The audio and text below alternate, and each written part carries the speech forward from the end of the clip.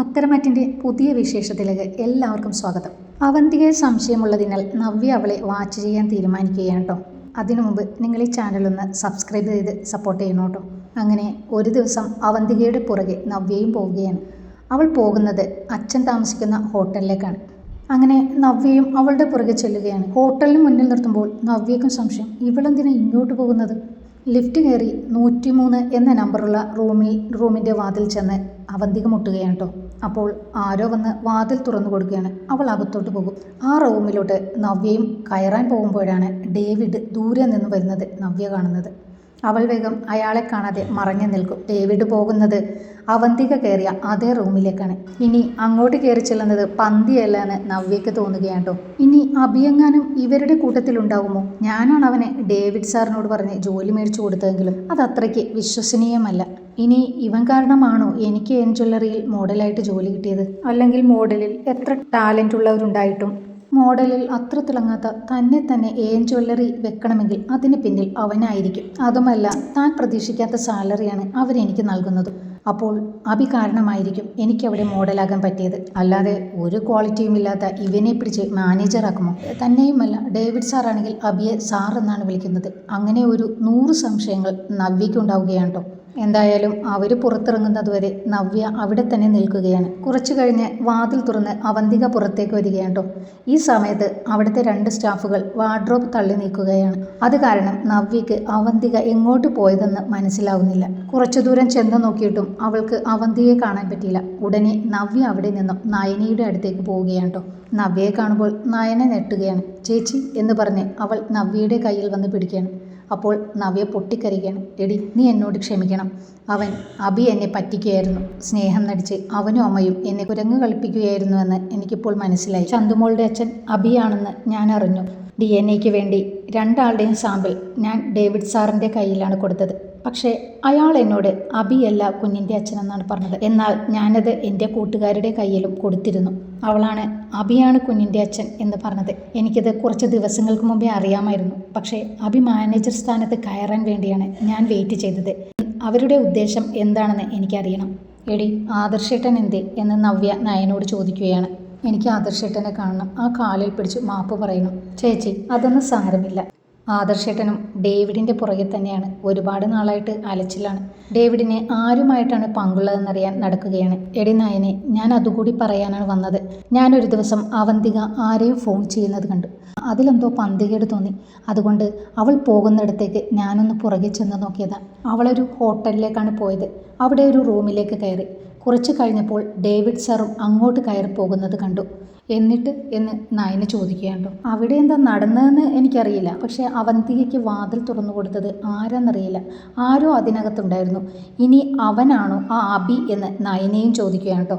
എനിക്കും ആ സംശയം ഇല്ലാതില്ല. ഞാൻ അതുകൊണ്ട് അങ്ങോട്ട് കയറി ചെന്നില്ല. ഒരുപക്ഷെ അവൻ എന്നെ കൊല്ലാനും മടിക്കില്ല. ഞാനവനെ വെറുതെ വിടാൻ ഉദ്ദേശിച്ചിട്ടില്ല. ഇത്രയും നാൾ അവനല്ലേ കളിച്ചത്. ഇനി നവ്യയുടെ കളിയാണ്. അവൻ നവ്യ ആരാണെന്ന് അറിയാനിരിക്കുന്നതേയുള്ളൂ. ചേച്ചി, ആവശ്യമില്ലാത്ത പണിക്കൊന്നും പോകരുത് എന്ന് നയന പറയുകയാണ്. അവനും അമ്മയും കൊല്ലാൻ പോലും മടിക്കില്ല എന്ന് നയന പറയുകയാണ്. അറിയാമടി, അങ്ങനെ 2 പിശാചുക്കൾക്കൊപ്പമാണ് ഞാൻ ജീവിക്കുന്നതെന്ന്. പിന്നെ നിനക്ക് സുഖമാണോടി? കുഞ്ഞെന്തു പറയുന്നു എന്നൊക്കെ നവ്യ കുശലങ്ങളൊക്കെ ചോദിക്കുന്നുണ്ട് കേട്ടോ. നയനയ്ക്ക് സന്തോഷമാവുകയാണ്. എന്തൊക്കെയായാലും ചേച്ചി സത്യങ്ങൾ മനസ്സിലാക്കിയല്ലോ. പിന്നീട് നയന ആദർശിനെ വിളിച്ച് കാര്യങ്ങൾ പറയുകയാണ്. അതെ, നവ്യ പറഞ്ഞത് ശരിയാ. അവിടെ തന്നെയാണ് അവരുടെ താവളം. എങ്ങനെയെങ്കിലും അവിടെ കയറിപ്പറ്റണം. പുറത്തു നിന്നുള്ളവർക്ക് ആർക്കും അവർ റൂമും കൊടുക്കുന്നില്ല. പിന്നീട് ആദർശ നന്ദുവിനെ വിളിച്ച് കാര്യങ്ങൾ പറയുകയാണ്. അല്ല, ആദർശേട്ടന് എവിടെന്നാ ഈ വിവരം കിട്ടിയത് എന്ന് നന്ദു ചോദിക്കുകയാണ്. ഇന്ന് നയനയെ കാണാൻ നവ്യ ചെന്നിരുന്നു. നവ്യച്ചിയോ എന്ന് നന്ദു അത്ഭുതത്തോടെ ചോദിക്കുകയാണ്. അതെ, അവൾക്ക് എല്ലാം മനസ്സിലായി നന്ദു. ചന്തുമോൾ അഭിയുടെ കുഞ്ഞാണെന്ന കാര്യം അവൾ DNA ടെസ്റ്റിലൂടെ അറിഞ്ഞു. അവൾ അത് പറയാതെ കുറച്ച് ദിവസമായിട്ട് നമ്മളെ കുരങ്ങ് കളിപ്പിക്കുകയായിരുന്നു. അപ്പോൾ അമ്മയുടെ ഭാഗം തന്നെയാണ് ശരി അല്ലേ ആദർശേട്ടാ? പണ്ടേ ഇത് നവ്യേച്ചിയോട് പറഞ്ഞിരുന്നെങ്കിൽ ഇങ്ങനെയൊന്നും വരില്ലായിരുന്നു. അതിനെ അമ്മ പറഞ്ഞിട്ടും നവ്യ വിശ്വസിച്ചില്ലല്ലോ. ഇങ്ങനെയൊക്കെ വരാനായിരിക്കും വിധി. ശരി ആദർശേട്ടാ, ഞാൻ ഉടൻ വരാം എന്ന് പറഞ്ഞ് നന്ദു ഫോൺ കട്ട് ചെയ്യുകയാണ് കേട്ടോ. പിന്നീട് നാഗേന്ദ്രൻ അവന്തികയോട് അഭിയെ കൂട്ടി വരാൻ പറയുകയാണ് കേട്ടോ. മോളെ, നീ അവനെ കൂട്ടി എത്രയും പെട്ടെന്ന് ഹോട്ടലിലെത്തണം. അവനോട് എല്ലാം പറയാൻ സമയമായി എന്ന് പറയുകയാണ്. ശരി എന്ന് പറഞ്ഞ് അവൾ അപ്പോൾ തന്നെ അബിയെ വിളിക്കുകയാണ് കേട്ടോ. ചേട്ടാ എവിടെയാണ് എന്ന് ചോദിക്കാൻ. ഞാൻ ജ്വല്ലറിയിലുണ്ട് എന്ന് അബി പറയുകയാണ് കേട്ടോ. ഇങ്ങനെ ഒരു ചേട്ടനെ ഇതുവരെ വേണ്ടായിരുന്നല്ലോ, ഇപ്പം എന്തു പറ്റി? അതൊക്കെ ഞാൻ പിന്നെ പറയാം. ഇപ്പോൾ ചേട്ടനെ എനിക്കൊന്ന് കാണണം. എന്തിനാടി എന്ന് അബി ചോദിക്കുകയാണ്. അവന്തിക പറയും, ചേട്ടന് ഗുണമുള്ള ഒരു കാര്യത്തിനാണ്, വേണമെങ്കിൽ വാ എന്ന് പറയുകയാണ്. പിന്നെ അബി ചെല്ലാതിരിക്കില്ലല്ലോ. അവന്തിക പറഞ്ഞ ഹോട്ടലിലേക്ക് അബി ചെല്ലുകയാണ്. അബി ഡോർ തുറന്ന് അകത്തേക്ക് കയറുമ്പോൾ അവന്തികയുടെ കൂടെ നാഗേന്ദ്രനുമുണ്ട്. എന്താ നീ വരാൻ പറഞ്ഞത്? ഇങ്ങോട്ടേക്ക് എന്തിനാ നീ എന്നെ വിളിച്ചു വരുത്തിയത് എന്ന് അബി ചോദിക്കുകയാണ് കേട്ടോ. ചേട്ടൻ ഇരിക്കെ, ഞാൻ പറയാം എന്ന് അവന്തിക പറയുകയാണ്. അല്ല ഇതാരാ എന്ന് നാഗേന്ദ്രനെ ചൂണ്ടി അബി ചോദിക്കുകയാണ് കേട്ടോ. അപ്പോൾ നാഗേന്ദ്രൻ പറയും, മകനെ അച്ഛനെ കണ്ടിട്ട് മനസ്സിലായില്ലല്ലേ എന്ന് ചോദിച്ച് നാഗേന്ദ്രൻ അബിയെ കെട്ടിപ്പിടിക്കുകയാണ്. അതെ ചേട്ടാ, ഇതാണ് നമ്മുടെ അച്ഛൻ. അച്ഛൻ പറഞ്ഞതനുസരിച്ചാണ് ഞാൻ ഇങ്ങോട്ട് വന്നത്. ചേട്ടനോടും അമ്മയോടും എനിക്കൊരു വിരോധവുമില്ല. അവരുടെ മുമ്പിൽ അവരുടെ കൂടെ ഒരാളായിട്ട് ഞാൻ നിന്നേ ഉള്ളൂ. അച്ഛാ എന്ന് പറഞ്ഞ് അബി നാഗേന്ദ്രനെ കെട്ടിപ്പിടിച്ച് കരയുകയാണ് കേട്ടോ. നന്ദു വേഗം സ്റ്റേഷനിൽ നിന്നും വീട്ടിലെത്തുകയാണ് കേട്ടോ. എന്നിട്ട് കനകയോടും ഗോവിന്ദനോടുമായി ചോദിക്കും, അറിഞ്ഞോ വിശേഷം? എന്താ മോളെ, എന്ത് വിശേഷം? നവ്യേച്ചി നയന ചേച്ചിയുടെ അടുത്ത് ചെന്നിരുന്നു. എന്തിനെ? കനക ആകാംക്ഷയോട് ചോദിക്കൂട്ട. അമ്മയെ നവ്യേച്ചിക്കെല്ലാം മനസ്സിലായി, നന്ദുമോളുടെ അച്ഛൻ അബിയാണെന്ന്. കനകയ്ക്കും ഗോവിന്ദനും സന്തോഷമാവുകയാണ് കേട്ടോ. ദൈവമേ, ഇപ്പോഴെങ്കിലും എൻ്റെ മോൾക്ക് നല്ല ബുദ്ധി തോന്നിയല്ലോ എന്ന് കനക പറയുകയാണ്.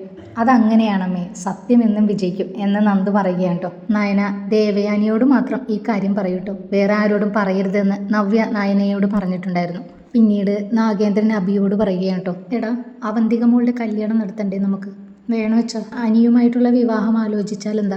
അവനോ? അതൊന്നും ശരിയാവില്ല എന്ന് അബി പറയുകയാണ് കേട്ടോ. എടാ, ജ്വല്ലറിയുടെ തലപ്പത്തിരിക്കുന്നത് അനിയല്ലേടാ. അവനെയും കൂടി നമ്മുടെ കൂട്ടത്തിലേക്ക് കൂട്ടുന്നത് എന്തുകൊണ്ട് നല്ലതായിരിക്കും. അനിയെ അച്ഛനെ അറിയില്ലാണ്ട അവൻ എന്തായാലും വരാൻ പോകുന്നില്ല. അതെങ്ങനെയെങ്കിലും സാധ്യമാക്കണമെന്നാണ് ഞാൻ നിന്നോട് പറയുന്നത്. ഞാൻ മോളോട് സംസാരിച്ചിട്ടുണ്ട്, അവൾക്ക് ഇഷ്ടമാണ്. നീ ഇക്കാര്യം എങ്ങനെയെങ്കിലും അവിടെ ഒന്ന് അവതരിപ്പിക്കാൻ നോക്ക്. ഇപ്പോഴാണെങ്കിൽ മോളോട് അവർക്കെല്ലാവർക്കും ഒരു ഇഷ്ടവുമുണ്ട്. എനിക്കും അവളോട് ഇഷ്ടം തന്നെയല്ലേ. ഓ, അവളിപ്പോൾ അവിടെ അഭിനയിച്ച് തകർക്കുകയാണല്ലോ. അവളെ ഇപ്പോൾ അവിടെ അനന്തപുരിക്കാർക്ക് എല്ലാവർക്കും വളരെ ഇഷ്ടമാണ്. അതാ ഞാൻ പറഞ്ഞത്, അനിയെ കൊണ്ട് അവന്തിക വിവാഹം കഴിപ്പിക്കുക. അതാണ് ഇനി നമ്മുടെ ലക്ഷ്യം. കൂടാതെ ആദർശിൻ്റെ റൂമിൽ അവൻ്റെ ഫയലുണ്ട്. ആ ഫയൽ എങ്ങനെയും നമ്മൾ കയ്യിലാക്കണം. ഫയലോ? അതെന്തിനാ?